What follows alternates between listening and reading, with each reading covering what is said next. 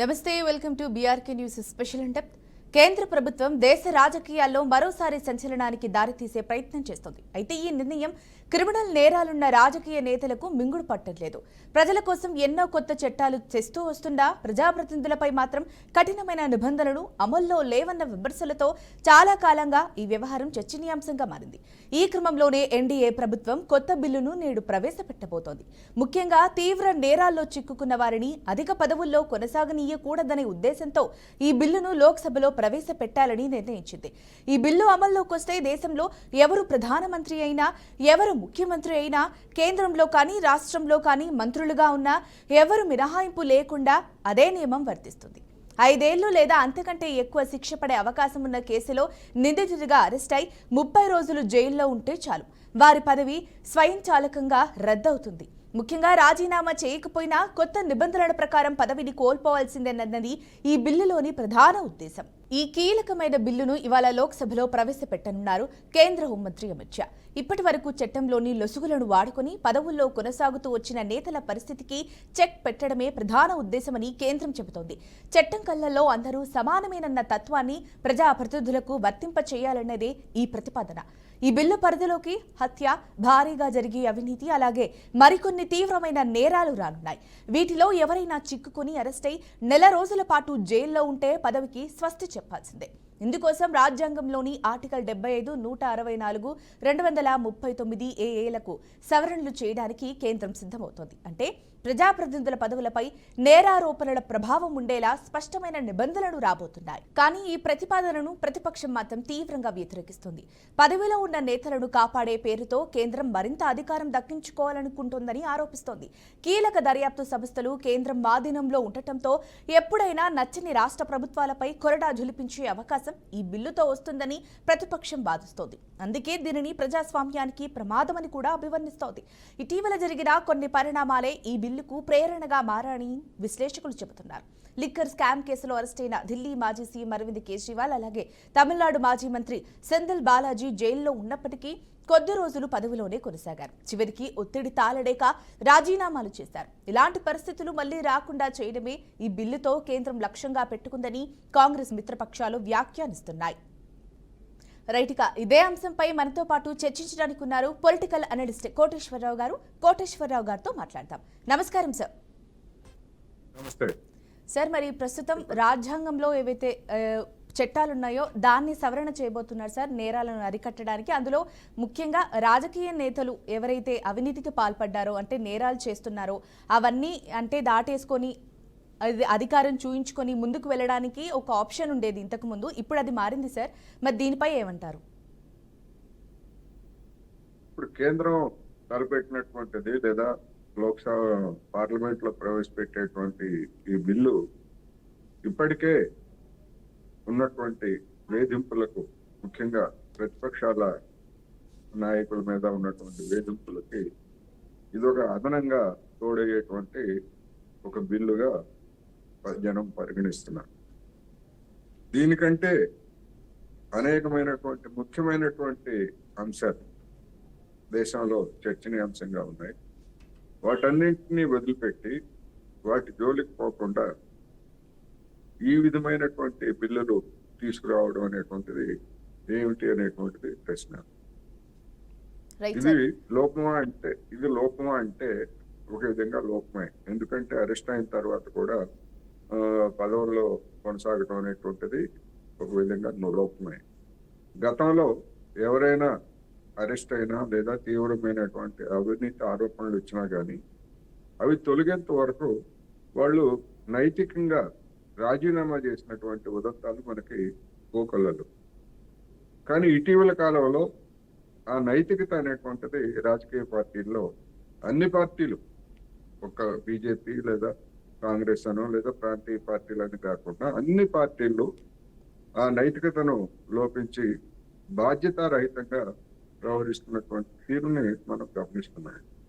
ఈ నేపథ్యంలో వివిధ నేరాలు, తీవ్రమైనటువంటి హత్యాయత్నం, అత్యాచారాలు వంటి తీవ్రమైనటువంటి నేరాలు మోపినటువంటి లేదా దాఖలై దశాబ్దాల తరబడి విచారణకు నోచుకోకుండా కొనసాగుతున్నటువంటి వాళ్ళందరూ కూడా ప్రజాప్రతినిధులుగా ఎన్నిక కావడం అనేటువంటిది గడిచినటువంటి 79 సంవత్సరాల స్వాతంత్రంలో ఏడాదికి ఏడాది లేదా ప్రతి 5 ఏళ్లకు ఒకసారి జరుగుతున్నటువంటి ఎన్నికల్లో పెరుగుతున్నది తప్ప తగ్గలేదు.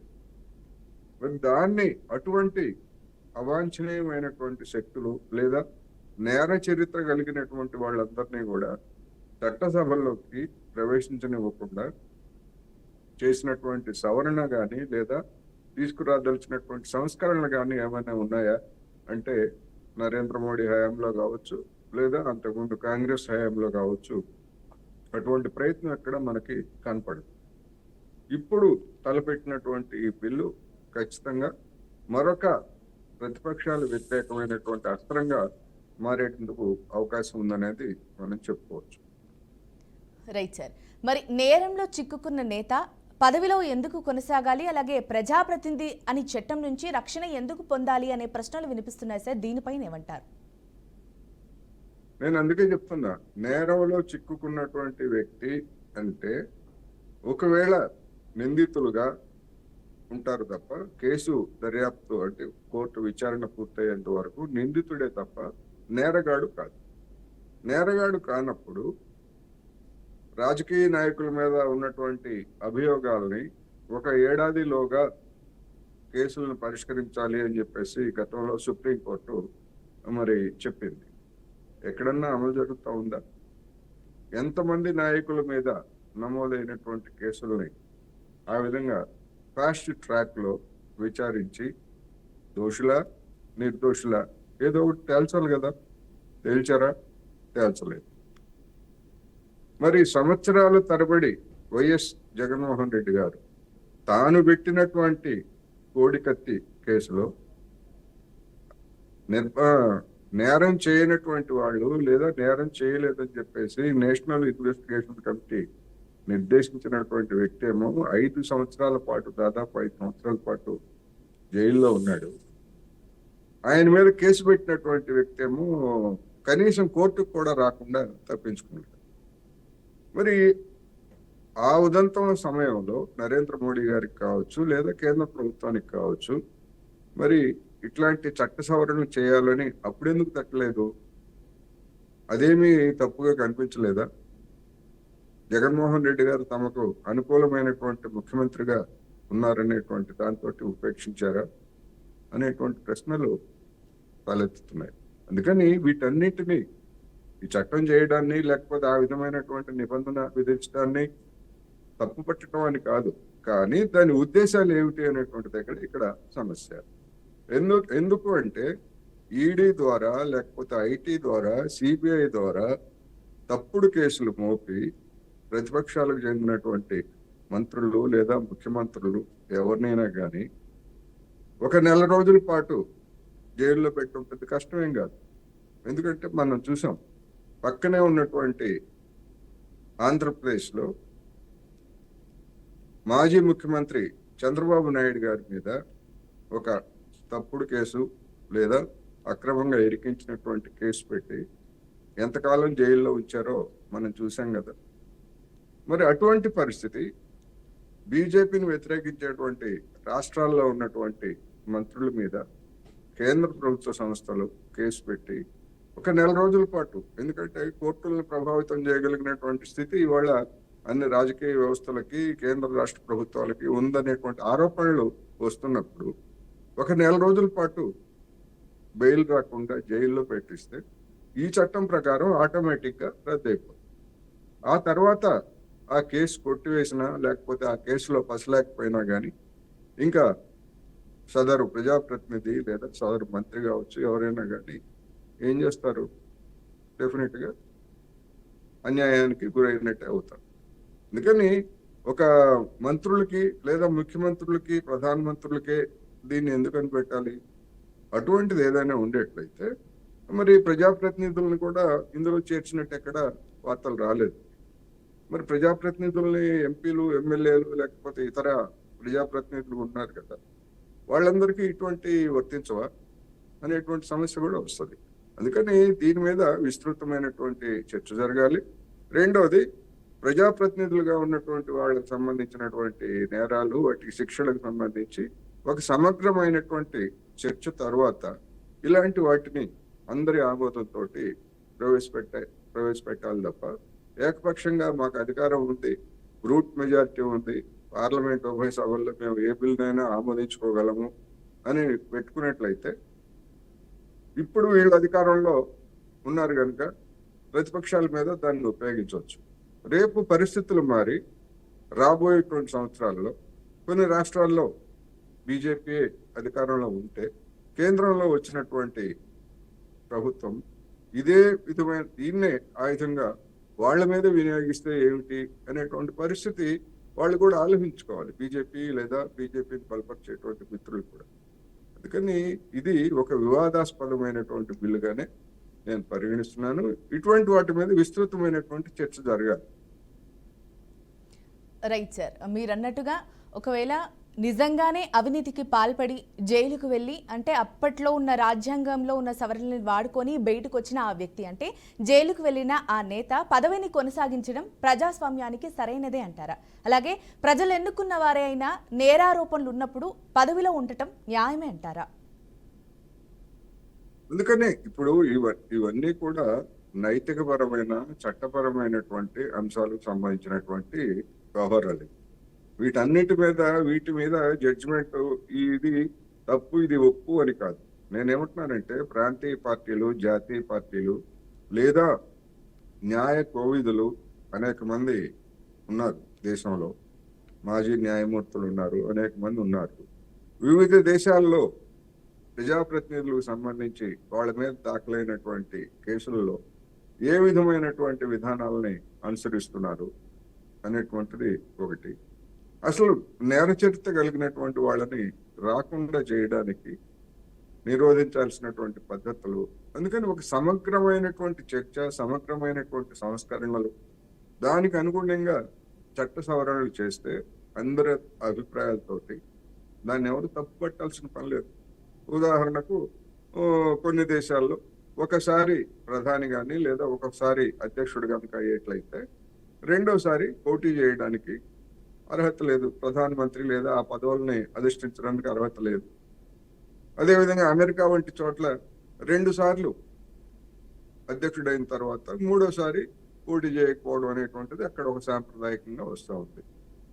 అందుకని ఏ దేశానికి ఆ దేశం, ఐరోపా దేశాలు కావచ్చు, అమెరికా కావచ్చు, లేదా ఆసియాలో ఉన్నటువంటి దేశాలన్నింటిలో కూడా ఇలాంటి వారి పట్ల ఏ విధమైనటువంటి చట్టాలు ఉన్నాయి అనేటువంటిది మొత్తంగా కేంద్ర ప్రభుత్వమే చొరవ తీసుకొని వాటన్నింటి మీద ఇదిగో ఈ వివిధ దేశాల్లో ఉన్నటువంటి పరిస్థితి ఇది, అక్కడ ఉన్నటువంటి చట్టాలు ఇవి, ఈ విధమైనటువంటి పార్లమెంటు చట్టాలు చేశారు, మనం ఏ విధంగా చేయాలి, ఇలాంటి నేరస్తుల్ని లేకపోతే అభియోగాలు ఉన్నటువంటి వాళ్ళని నివారించడానికి ఏం చేయాలి అనేటువంటి ఒక విశాలమైనటువంటి దృక్పథంతో చర్చకు ఎందుకు పెట్టదు కేంద్ర ప్రభుత్వం? ముందు అటువంటి చర్చ జరగాలి కదా, ఒక డిస్కషన్. ప్రజాస్వామ్యం అంటేనే డిస్కషన్. ఎంతకాలం అని ప్రశ్న కొంతమందికి రావచ్చు. ఎంతకాలం అంటే ఎంతకాలం? 79 సంవత్సరాలు అయింది. మరి ఇప్పటికీ అనేకమైనటువంటి డిమాండ్లకి ఎక్కడా లేదు కదా. రాజ్యాంగంలో ఉన్నటువంటి ఆదేశిక సూత్రాలని అమలు జరపాలని మరి అనేక మంది కోరుతున్నారు, వాటిని హక్కులుగా ఇవ్వాలని.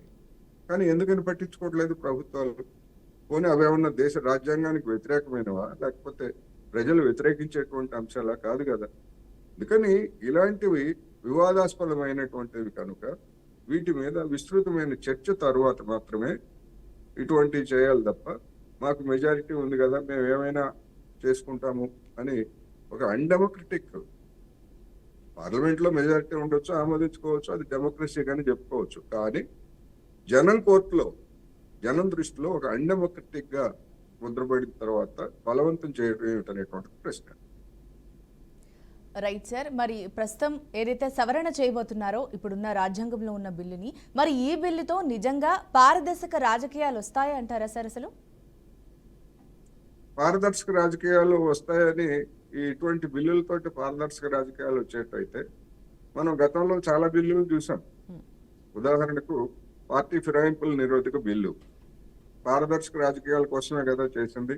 రైట్. దాన్ని ఏ విధంగా దుర్వినియోగం చేస్తున్నారో, ఏ విధంగా అమలు చేస్తున్నారో మనం చూస్తున్నాం కదా.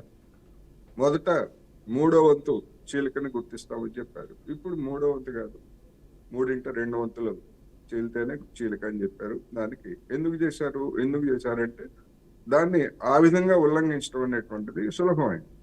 దాన్ని కొంచెం కఠినతరం చేయడానికి 3/2 వంతులు అనేటువంటిది ఇప్పుడు పెట్టారు. ఇప్పుడు పెట్టినా కానీ దాన్ని ఏమన్నా మారిందా? తెలంగాణలో మనం చూస్తున్నాం కదా.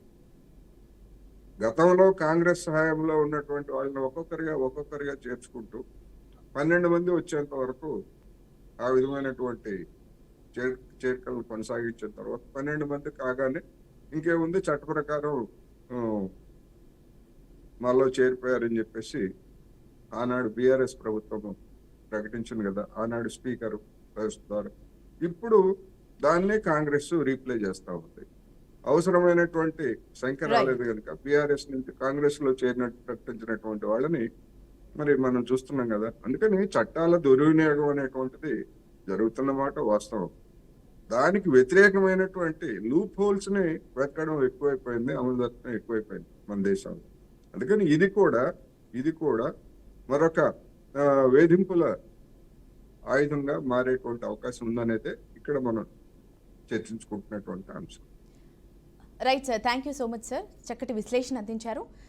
రైట్గా మొత్తంగా ఈ రాజ్యాంగంలో సవరణ ఏదైతే చేయబోతున్నారు దానివల్ల నిజంగా రాజకీయాల్లో మార్పులు వస్తాయా, లేకపోతే కేంద్రం చేతిలో మరింత అధికారం కేంద్రీకృతం అవుతుందా అనేది వేచి చూద్దాం. ఇది వాటి స్పెషల్ డెప్త్. చూస్తూనే ఉండండి బీఆర్కే న్యూస్ తెలుగు సత్తా.